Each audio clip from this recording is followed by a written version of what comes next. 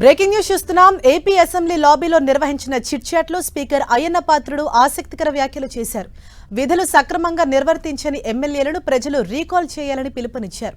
అసెంబ్లీకి రావటం ఎమ్మెల్యేల విధి అని, అలాంటిది కొందరు సభకి రాకుండా జీతభత్యాలు తీసుకుంటున్నారని ఫైర్ అయ్యారు. అటువంటి వారికి జీతం కట్ చేయాలంటూ తన అభిప్రాయం వ్యక్తం చేశారు స్పీకర్ అయ్యన్న పాత్రుడు.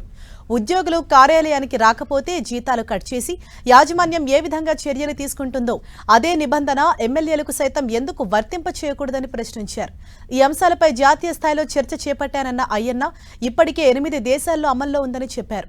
అసెంబ్లీలో నూతనంగా ప్రవేశపెట్టిన డిజిటల్ అటెండెన్స్ బాగా పనిచేస్తోందన్నారు అసెంబ్లీ స్పీకర్ అయ్యన్న పాత్రుడు.